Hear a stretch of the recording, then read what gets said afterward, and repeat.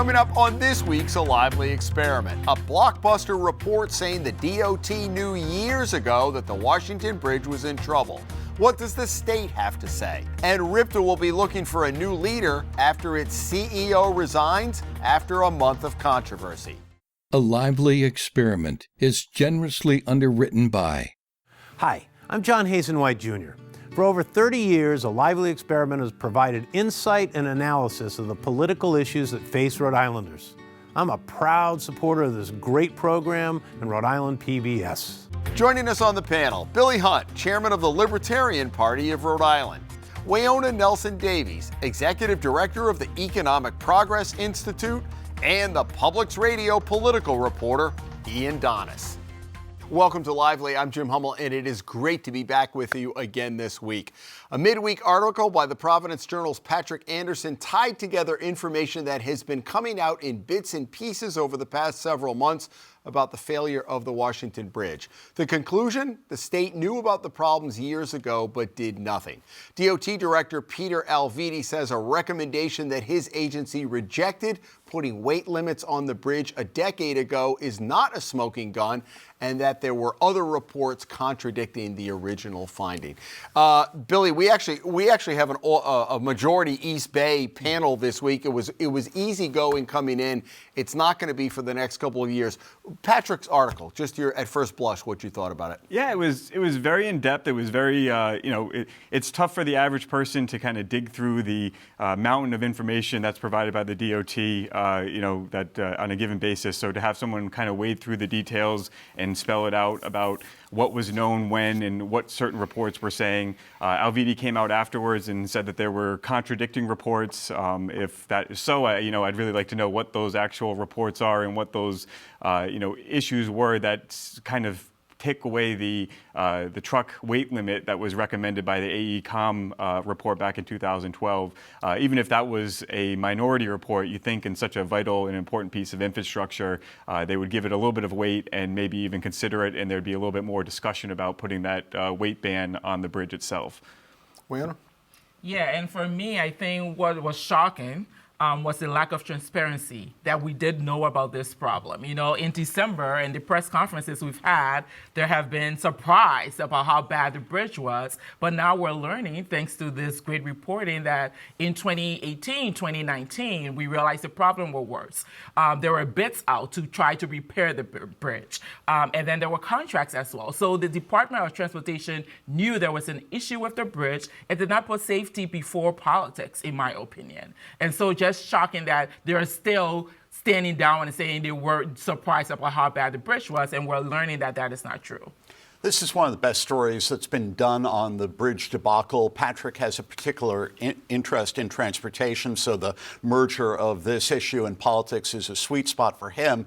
Here's the thing. I mean, even if AECOM backtracked and reconsidered its original recommendation, which it did according to Patrick's reporting, there was a significant chance of some kind of underlying issue with the bridge. Alviti can downplay it all he wants, but even if there was a 25 or 30% chance of some fundamental flaw underlying the bridge, shouldn't that have been a focus for DOT and the state well before the closure in December? And I think that's the question that a lot of Rhode Islanders are asking. And in 2018, they put the contract out, right, for Cardi. There had to be, what was it, a 50, 60, $70 million contract, I don't know exactly, that we've got problems with this bridge, we need to fix them. And that was I think there's a lot of questions surrounding that, because that was a project that started and then stopped because Gina Raimondo, quite frankly, was up for re-election. Yeah, and Peter Alviti's messaging is that, with roadworks, they've upgraded so many bridges across the state. That's fine, but that doesn't go far enough because it overlooks how 195 is a major thoroughfare traveled by many, many Rhode Islanders and people from other states every day, and that given these indications of a possible problem, even if that was, even if some cold water was poured on the initial report, there should have been more scrutiny of what was going on all along. And we're still waiting for the day of reckoning, aren't we? We are, and Are you like, bring on the day of reckoning? Because our families, we're on that bridge, and now there's a lack of confidence that we even know what's happening with that bridge, the East in the bound? Is it really safe? We don't know yet. We don't know because we're not getting transparency. We had the president of the United States on that bridge in 2022. That is a little bit concerning. That was sobering. That's a great point that Weayonnoh makes about transparency, because according to Patrick Anderson's story, DOT declined to comment on the findings and the reports that were unearthed in part through open records requests by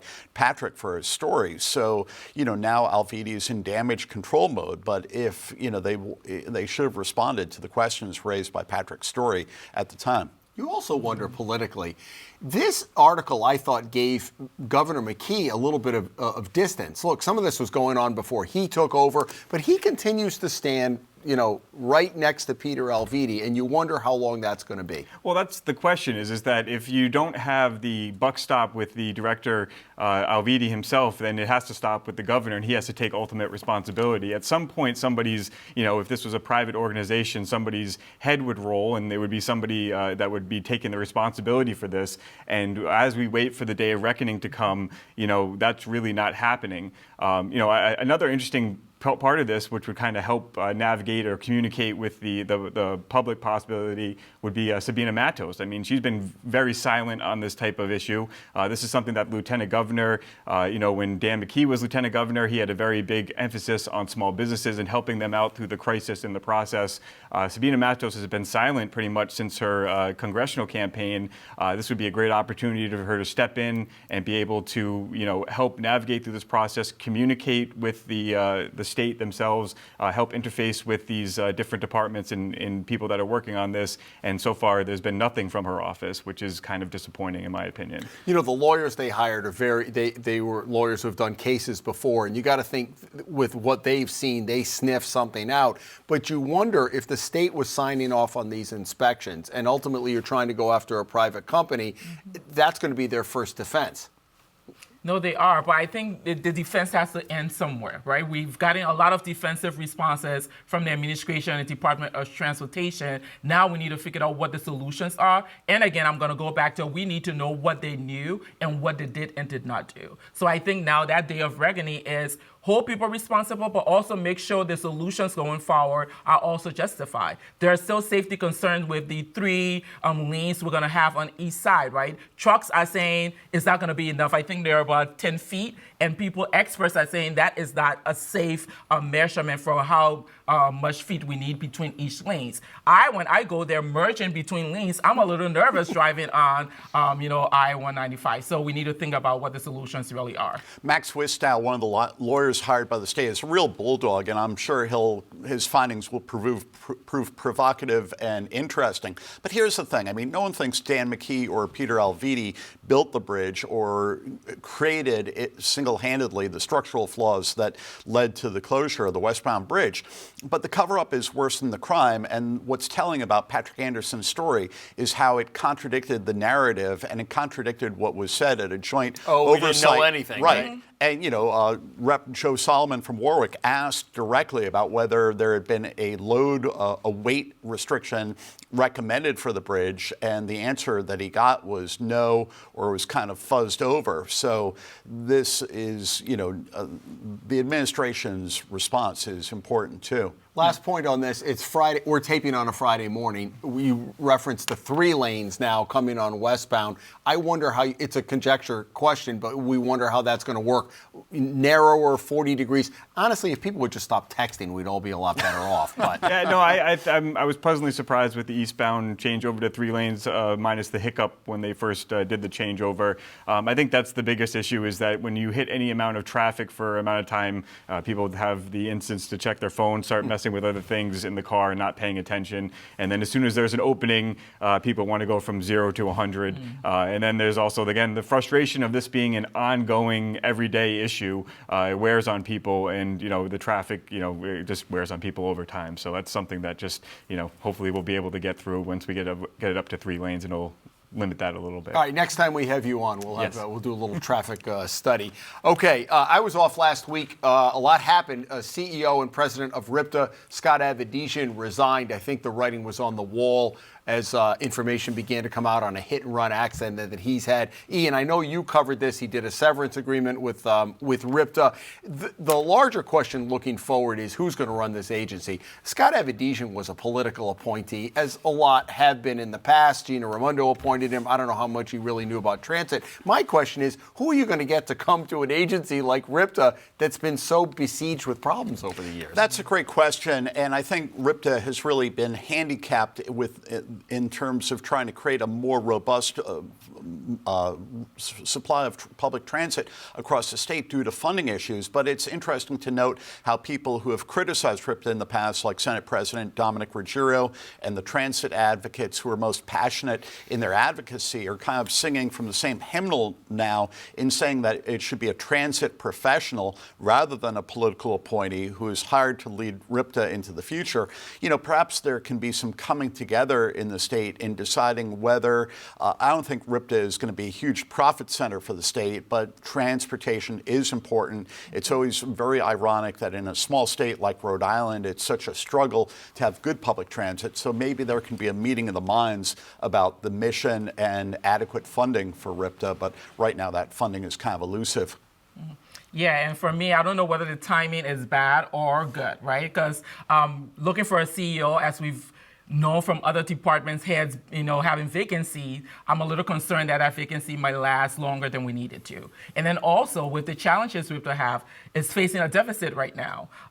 Drivers, we don't have enough wages for drivers, so we have a driver shortage problem, and then we're threatening to cut services. So it's not an attractive job posting for anyone to come in. Any other to make that happen and make that happen quickly, the administration and legislative need to put some investments in RIPTA than they have in the last couple of years. It's kind of a death spiral, though, because I understand they have a shortage of drivers and maybe a deficit, but if you start cutting routes, then what happens, right? Exactly. Billy? Well, it's, $8 million deficit. And I mean, the timing couldn't be worse, I think, for the governor itself. I mean, this goes back to what we were talking about with Alviti and transparency on the DOT. A lot of people want to have a little bit more transparency on how this, separation took place. I mean, if you or I were involved in a hit and run accident with the, allegations of possibly being intoxicated, we'd be worried a lot more about, keeping our job and negotiating the terms of our resignation with a $70,000 kiss out the door.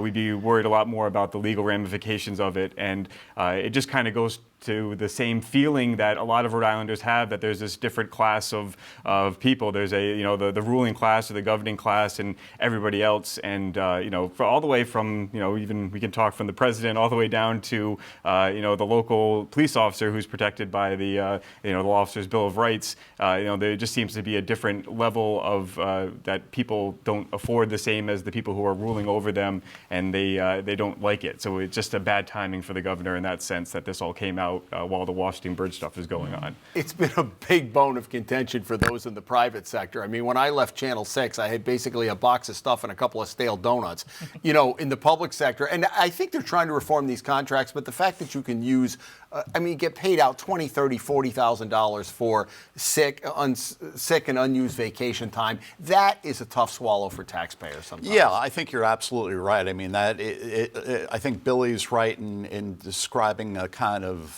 inconsistency between the public and private sector on that. A lot of people would, if they leave a job and have unspent vacation time, if they're outside government, they're not going to get that money. So. I didn't, honestly, it's just going to sound funny, I didn't think it was an overly big payout. No. They could have had a really contentious, look, there are allegations of DUI. None of that was proved. So it could have been a court fight. I think he left with 13 weeks and then whatever the unused was. So to me, it didn't seem like a lot. Yeah, he didn't leave with a fight, and maybe because he's probably wants to get out of RIPTA now. It's a great time to go, So right? it may have been a good opportunity for him to leave this for, the government to figure it out without him having to be there. But I think we also, again, if the administration and legislature use this as an opportunity to really talk about the problems RIPTA have been facing, we have a transit master plan. that we can be implementing, right? So having a new, fresh, bold perspective come in and talk about how can we expand services so we have more frequent, longer service hours, add more routes to what we have now. This could be an opportunity for us to have that world-class transit system we've been talking about for years. I think we need to have the discussion also about people say RIPTA loses money, it's always in a deficit. Well, is it going to be a loss leader? Look at how much we spend on the convention center. It is, and that doesn't get talked about a lot. So are we going to chronically run a deficit and know this is a service you need to have in a community if you're going to have a vibrant community and people who don't want to get around in cars? Or are you going to say, no, it's not going to work in Rhode Island, you pull the plug? I don't think you're going to do it all together, but isn't that the philosophical discussion we need to have? I believe 100%. I mean, as you know, there's no such thing as a free transit system, but if it should be free for riders, for everyone. I think we spend so much money on stupid things and in the state, and a transit system would solve a lot of problems in the outside the community. Look at how much money we wasted on the ferry system temporarily up into from Bristol to Providence, and the counts right now show that the buses traveling from the East Bay over the bridge have chronically low ridership, and that not a lot of people are taking advantage of them. So if we're going to have the system and we're going to invest in it, we should make it so it's more robust. We should probably combine it with some of this medical transport. We're spending a lot of money on that. That was really the point of contention prior to the pandemic. Combine those pools of resources together and focus on a unified transportation system, I think would be a better use of our funds, for sure. All right. What has gotten lost in a lot of the Washington Bridge discussion and other things going on is there's a legislative session going on. Did you know that? They are on vacation this week, but when they come back, it's going to be the backstretch to the end. Usually in an election year, they try to get out by late June. Weayonnoh, this is right in your wheelhouse. You have been keeping track of a lot of issues. What priority for EPI, and what are you looking at most? Right. So we start with the budget. And so the first thing we're going to be looking at on April 26th, the revenue and caseload estimate conferences are going to be taking place. And why that is important is that is when we're going to find out whether we have a surplus in the revenue for our fiscal year 2024, whether we have lower caseload numbers. If we have that, that's a good thing. That means we have more money to spend on many services, including the bridge and public transportation. And then that will also show us whether we are closer to where we should be for fiscal 2025, again, to provide the Speaker and the House with the numbers they need to make clear decisions. So that's what we're going to be looking at. What's in the budget, and then what fiscal policies are going to be impacted by what those conferences revealed. So public transportation is a big ticket one. The governor proposed $10 million. RIPTA and advocates are asking for 18 just to close the deficit, and a lot more to address drivers' shortage issues as well as expand services. So that will be a big fiscal policy issue. We have the Medicaid issues as well. Medicare reimbursement rates are very low in the state of Rhode Island, and that's not attracting the medical provider. So we'll be looking to see whether we can expand those reimbursement rates when we find out what's in the budget. And then there's so many other things. We talk about safety nets program. We personally advocate, along with Rhode Island Kids Count, about increasing our cash assistance program to make sure families can meet their basic needs in Rhode Island and also adjust for cost of living every year. And so those are a few fiscal policies we're looking at versus other policies that may not have a fiscal implication but are really important to communities. The salad days seem to be over with the ARPA money running out. We were flush for years, and now they're already talking about out years. So it's the November and the May, they call it the Revenue Estimating Conference, and that's really going to determine, as Weayonnoh said. Right, absolutely. And the budget is the most important thing that is done by the legislature every year. Speaker Shekarchi has been saying that there's a vastly greater amount of requests for money than available money. But this Revenue Estimating Conference will shed light on whether there's more money to do some more things. I had Housing Secretary Stephen Pryor on my weekly interview show at the Public's Radio this week, and I asked him if he supports increasing a proposed housing bond from $100 million to $150 million as advocates request, and he was kind of cool to that idea. So, some of these things will come down to how much money is available. One of the other top issues at play in the legislature is the Law Enforcement Officers Bill of Rights. Critics critics say that inhibits effective discipline of police. Legislative leaders promised early action. That did sail through the Senate early with support from progressives, but the debate has kind of bogged down in the House, and advocates there are pushing for what they describe as more measures to raise accountability. And I think it's just a more contentious issue in a larger legislative body than like the House than the Senate, but it's unclear where that will go from here. Yeah, there's definitely some interesting things. Usually it comes together what the horse trading is going to be done at the end of the session when they're pulling these things out of the committee. Me and the Libertarians have our own bill that's in the committee, which is House Bill 7766 that we introduced. We're trying to get passed. That would change the requirements for a political party to become recognized by a state. So this is not a Libertarian bill. It'd be a nonpartisan bill. It'd be Green Party, moderate party, anyone. We want to do not only lower the threshold from 5% to 2% in the vote, but we also want to create a minor party status so that these minor parties can be brought into the fold and recognized prior to reaching that threshold. So there's not this chicken and the egg type situation where an organization has to organize and act like a party before they can actually be recognized by a party.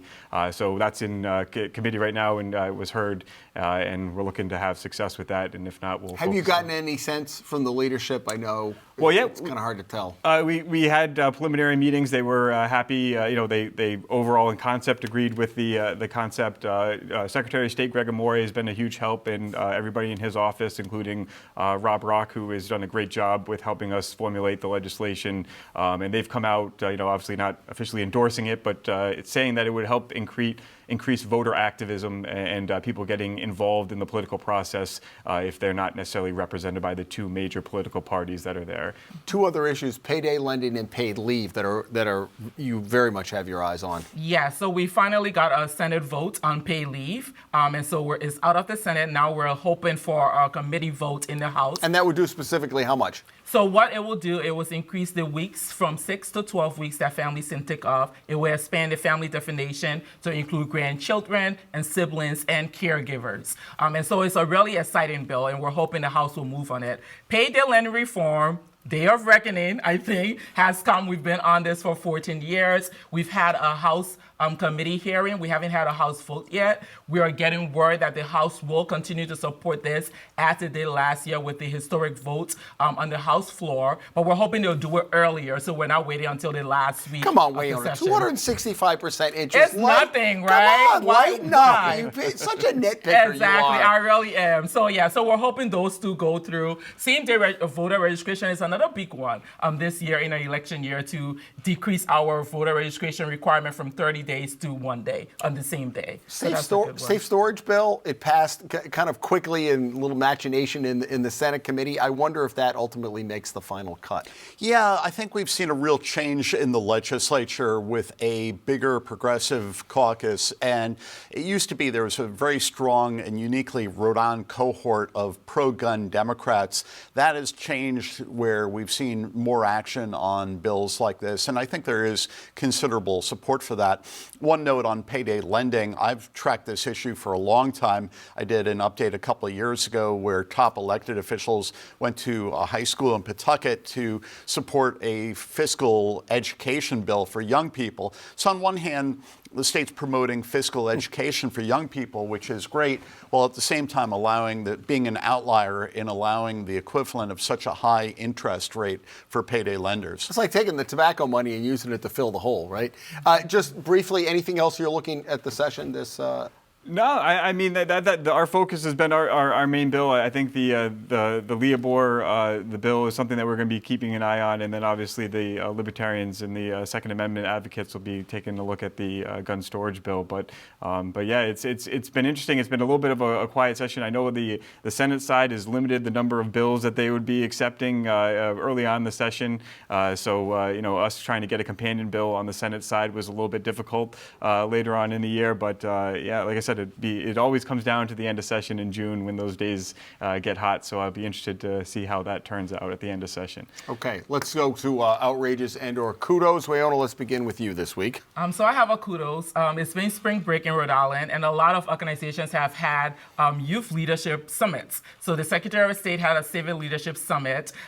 Muse Foundation had Turn Up Rhode Island for young people. But my special kudos is the Winner's Circle Mind Blast Hackathon that's taking place this week. Oh my goodness, and what is that? It is middle school students, about 10 middle schools are participating in using extended reality and virtual reality to solve a social justice problem. So the Economic Progress Institute have paired up with Sophia Academy, and our social justice problem is public transportation. And so they will be presenting on the solution to that social justice problem this Friday. So I'm really excited. Maybe they'll have the solution for RIPTA. I think they do. I think they actually do. Can you do a little something about better spring weather? Spring break, it still feels like February. Ian, what do you have? I have a kudos and an outrage. I want to congratulate Raymond Bakari Jr., an occasional panelist on this show. He has a new job as a digital content producer and assignment editor at Channel 12. There's a lot of talent over there, so I'm sure he'll learn a lot. Good for him. The outrage is how the alarming number of deaths and near deaths of young children in Rhode Island.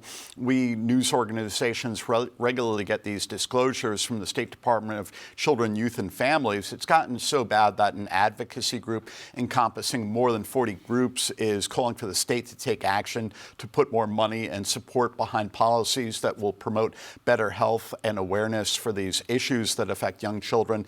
It seems like there's not one single issue that's responsible, but it's an alarming situation, and the good part is that there's more attention about it now from media organizations, so hopefully we'll see some improvement. Absolutely. William? I have an outrage related to the school bonds that was a topic on previous episodes, specifically the Bristol-Warren School Committee and the Warren Town Council, who really had some explaining to do after it came to light after the bond passed that there was pending litigation, and Warren had a significant lawsuit which exceeded our limits with our policy with the interlocal trust, made us drain our rainy day fund and put us on the hook for $1 million for the next 3 years. So the town of Warren is facing a 5% plus property tax increase, which we're going to have to go to the General Assembly to get approval for. And shortly after the election, our town manager skipped office to go work for the Gabe Admiral campaign. Our director of finance took off, and the question of who's left to turn the lights out at the end of the day? And now come to find out the bond funding is going to be needed to be included in our budget in fiscal year 26, which was unexpected as well too. So it's a real mess and a real quagmire in Warren, and it just goes to show that the stuff gets pushed through, and they really should have known about the pending litigation before they supported this bond. Just briefly, 45 seconds. Kathy Gregg had an article about Senate President Ruggiero who's had some health issues. We've all kind of known this, but it's come out, and I wonder what that means for the future of the Senate leadership. Yeah, I mean, for a long time, Ryan Pearson has been seen as the heir apparent, but the question is whether he stepped in it by encouraging President Ruggiero to leave earlier. The thing to watch is next January when the Senate organizes itself for the next 2 years, and whether Pearson you think his chair will be in the bathroom or what? It remains to be seen. I mean, whether he can heal his relationship or whether Ruggiero, assuming he wins re-election, whether he supports someone else as his number two. It's going to be uncomfortable in the chamber this spring, though, don't you think? A little bit, yeah. Yeah. Okay, folks, that is all the time we have. We appreciate your spending your time with us. Billy, good to see you. Weayonnoh and Ian, come back here next week. We are in the heart of the legislative session. If you don't catch us Friday at 7 or Sunday at noon, we archive all of our shows at ripbs.org/lively. You can catch us on social media and take us with you on your podcast wherever you go. Come back next week. We look forward to seeing you as A Lively Experiment continues. Have a great weekend.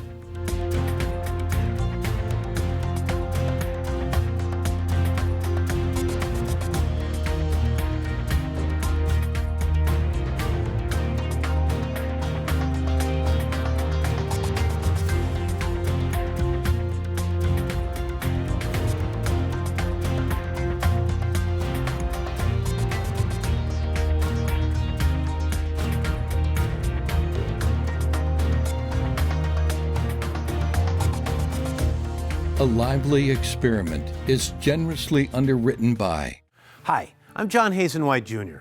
For For over 30 years, a lively experiment has provided insight and analysis of the political issues that face Rhode Islanders. I'm a proud supporter of this great program and Rhode Island PBS.